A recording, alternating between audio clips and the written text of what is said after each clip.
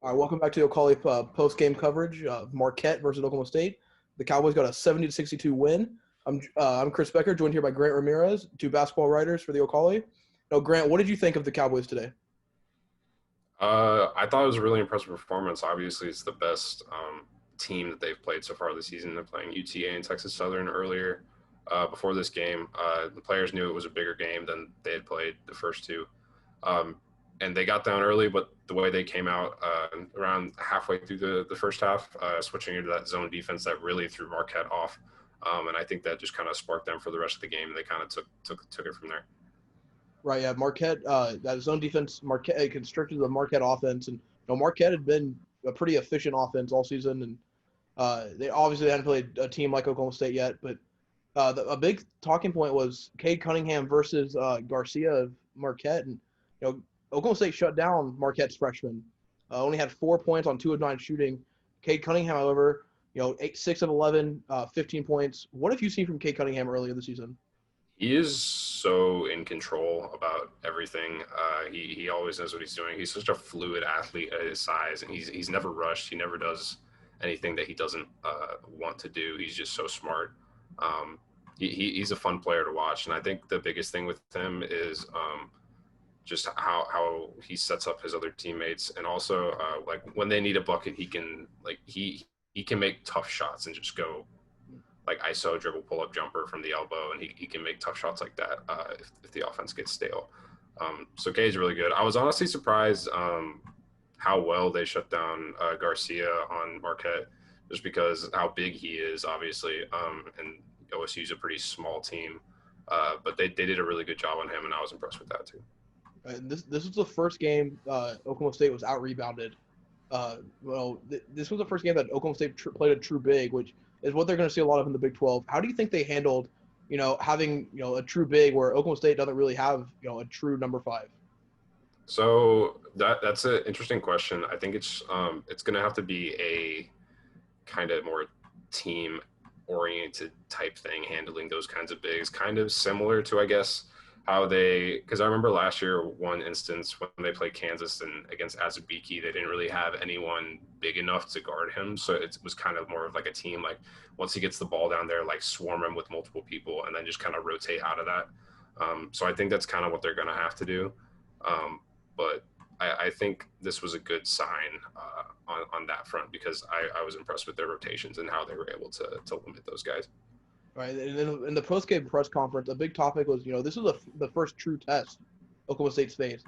No disrespect to UT Arlington or Texas Southern, two solid Right. teams in their conference, but Marquette is, a Big East team, a tournament, a projected tournament team. How do you think, this win, like, what does this win mean for Oklahoma State, assuming Oklahoma State can get into the tournament with the appeal process? It's a good sign for them, because I think the confidence that they showed in this game was super impressive. Just when they got down, they didn't bury their heads in the sand. They were able to pick themselves back up, and they felt like they belonged there. I remember I believe Rondell in the post-game conference said Cade had mentioned to him that they only had like a 29% chance of winning, or according to someone, I guess. And they kind of took that personally, and they think they're a good team, and I think that's important for a young team, for them to know that they belong and think that they belong is huge. So I think this was a good test for them, just showing what they can do. Right, kind of jumping all over the place here, but there's so many storylines from this game. Right, yeah. So much happened. From getting down early to different players stepping up. Rondell Walker, for the second game in a row, had 16 points and really shined off the bench. He was kind of one of the more underrated diamond in the rough prospects in this class. Obviously, in Oklahoma, people knew about him, but in the country, what has he shown that to show that he's just as good as these guys like Cade Cunningham and Matthew Alexander Moncrief? He is a player. I was really surprised, because I know preseason, I know how Coach Mike was talking about how his defense was what was going to get him on the court. But I feel like even if, like, his defense has been outstanding, don't get me wrong, but like his offense, like, he brings a different element that no one else on the team really has, in terms of how like fierce he is at attacking the rim and how he can finish inside. Like, I don't know, like, do you know how many and ones he's had in the past 2 games? I do not, but he's had a lot. It seems like he's had at least 6 today. in the past 2 games. Yeah, he had at least 4 today. I'm pretty sure. He's a great finisher around the rim. And he, you know, Jim Knowles compared Trace Ford earlier in the season on the football team like to a Jackrabbit. You know, if I think I had to pick one Jackrabbit on the Cowboys basketball team, it's definitely Rondell Walker. He's for so sure. fast, quick, can move everywhere, and he showed off that his jumping ability with the dunk on the fast break there. He finished with 16 points on 4 of 9 shooting. You know, and the other bench player who really showed out was Bryce Williams in his first true game. You know, he played a little bit against Texas Southern at the end, but coming off a dental emergency, he had 13 points on 4 of 8 shooting, 2 rebounds and 4 assists. What did you see from the Ole Miss grad transfer? That could earn him some minutes later on. I didn't know what to expect from him. He was like one of the few players on the roster that I'm just like, I don't really know what he brings, just because he didn't play too much at Ole Miss. Like not too many people have seen him, but he was impressive. The way he came out just shooting like he belonged there was super impressive. Just how he stepped into those threes with confidence, knocked them down. Those were some big shots in the first half. He made some good plays. He's also good on defense. He's longer than I think I expected him to be. I kind of expected him to be a little bit smaller, but out there against a bigger team like Marquette, he was kind of able to use his length to be good in the zone defense they're playing. So I think he's a good player. It's kind of going to be interesting because I know they didn't have Chris Harris and Avery Anderson today. So how they, I guess, divvy up those minutes once those two get back, because I know Coach Mike is going to want to play those two. So it'll be interesting to see how he divides up playing time between those guys, because they have a ton of guards who can play. Right. Everyone around the country throughout this whole game on Twitter and or on social media and the announcers during the game were talking about how this game really showed off the Cowboys' depth. They only got to play 4 of those bench players they had though. Only Matthew Alexander, Moncrief, Bryce Williams, Rondell Walker, and then Donovan Williams came off the bench. And you mentioned it, they were missing 2 players who normally get pretty big minutes, and then a freshman who hasn't played at all this season, Montreal Pena. So, this team's so deep that Coach Mike can, divide up minutes any way he wants, and I think there's going to be success from all around the field, all around the court. Really the only hole you can find is is that center position where it's Caleb Boone normally manning it. Then you saw Kate Cunningham switch down into it a couple times, and then Kuma got a little bit of playing time, got 3 minutes. Didn't record a stat, but he played. He was good defensively. And he's still trying to get worked into the rotation. He's really raw though, and Coach Mike mentioned that. What have you seen from the depth of this team? The depth is super impressive. I think they just have a ton of guys who kind of bring different things to the table. And I also feel like they have more on-ball creation than they've had in past years. Just because a lot of times the past couple of years, like the offense would get kind of stale just because they didn't have those aggressive, like rim attacking, like on ball creators. And now they have Ice, Cade, Rondell, Avery when he's here, Matthew Alexander, whenever he gets into the lane, he's a threat to score, even though he wasn't that good today. But the amount of creation that they have, I think, is impressive for people who can create for themselves, and then that's going to create opportunities for others. Obviously, the center position is an issue, but Cade, he battles down there, even though he's not necessarily as big as he's a big guy. Don't get me wrong, but he's not a center. But that's the only question about their depth that I have. Otherwise, it's really good. Right. You mentioned last year a couple of times in years past. Last year, in the previous 4 years before that, they had Thomas Azagua who could man the 3 3-point shooting.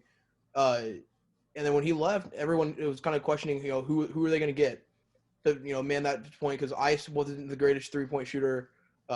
Kate Cunningham wasn't wasn't the most highly projected shooter in this class. But then they come out with, and they get 2 grad transfers from Bryce Williams and then Farron Flavors, who can both shoot threes lethally and can also play defense, which was a knock that people had on Thomas Azagua. How have you seen the 3-point shooting progress, which was a major question mark coming into this season? It's good. I think they can shoot good enough. I don't know what the reason is, but I like Farron a lot. I don't know. I think he just has like a very he just looks player. Yeah, he just looks like a very he just looks very comfortable. Like he knows who he is. Obviously, he's an older guy now. So I guess he just knows who he is, even though he's kind of a new guy. He knows his role on this team, and he kind of buys into that. And they need him for that. Bryce coming in and showing what he could do, shooting threes is good. And other guys, they haven't necessarily popped from three, but I think they are confident in their shots that they'll go in. Rondell has shown it a little bit. Ice have actually been impressed with he cleaned up his shooting form a lot over the summer. Since the break, I can definitely tell he has, because he used to have kind of like a weird hitch in his shot, but he's been stepping into him with a lot more confidence, and it's a lot more fluid, I guess. Honestly, I would like to see him shoot more threes, just because I think that would make it a lot harder to defend him. But that'll obviously take some time. So just seeing how he can, if he gets a catch and shoot in the corner, he's confident to step in and make it, which isn't how it was the past couple of years. So I think that's a big thing for them too, since he'll be on the court so much. Yeah, Ice early in the season he looked a little, I don't know, uncomfortable is not really the word, but there's not really another word to use to describe it. He looked a little not really like he was gelling with the whole the 2-point guard system and stuff. But this game he really just he showed that he can facilitate without scoring a whole bunch of points all season and still be a key to this team. Ice that shot is incredible. Because that was a big knock on him all season last year. He's a great finisher inside, great facilitator, but he's got to work on that shot. He's got to be able to score some points. 1 from 1 for 3 today. I think he's made 3 total this season, 1 in each game. Farron didn't have the greatest game, 1 of 6 from the 3-point lane, but that'll get fixed. And you mentioned how something about him. There's something to like about him. Yeah, like I don't know. It's funny. I don't know what it is, but I just like him. Yeah, I was every time he was trying to shoot, I was so happy when he gets the ball. But he struggled a little bit today, but that'll progress throughout the year. He'll settle in, and the team will start to gel. You've seen each of the last 3 games. That each game they've progressed to build more team chemistry, because these guys are all young. They're all freshmen, sophomores. I think Isaac Likely's a junior. So even the ones who aren't young are new to the team. Yeah, everyone's new to this team, and there's not a lot of team chemistry. And these are the first 3 games of the season, and I think as we progress and get closer to Big 12 play, it'll help. I think having Oakland next, who's struggling, was going to help build the team up even more. And I've liked what I've seen from this Cowboy team, especially say it gets Marquette. Yeah, I agree. I think there's obviously a couple things they can work on. I think limiting turnovers a little bit more would be good. Free throw shooting is something they did better today, but in the first 2 games it wasn't great. Also, they need Caleb Boone to be a little bit better or I'll say a lot better than he's been, because the first 3 games he has not been good. He's definitely stood out, and that's tough for a team that's as thin at the center position as he is. Because after last season, I was definitely excited about him, just as a player coming back, because I feel like he showed a lot of flashes. But this year he just hasn't found that consistency yet, and so that's something they're going to need from him, especially once they get on to Big 12 play and stuff like that. Yeah, Caleb Boone 5 points and only 4 rebounds today, but those 5 points, Coach Mike mentioned it. Those 5 points came towards the end of the game where they meant a lot to the team, but he wasn't really all that he was at the end of last season. Even his brother Keelan had a good first game, struggled a bit the last 2 games, but he's kind of stepped up into that role, and I think everyone's just trying to find their role right now, and kind of get stuff rolling and find a groove. And once they hit the stride, I think it's just going to take them. They're just going to coast through. Yeah, I think that'll be big for Keelan, actually, because he hasn't been shooting too well to start the season, but I think once he kind of finds his groove, he'll be a big player for them, because he's going to be important too, just because they're small and he has a lot of length that he can use to kind of defend multiple positions. So him getting going will be important too. Yep. And one final time, Oklahoma State defeated Marquette 70-62 on the road in Milwaukee. Cowboys move to 3-0 on the season and take on Oakland on Saturday, back at home in Gallagher-Iba.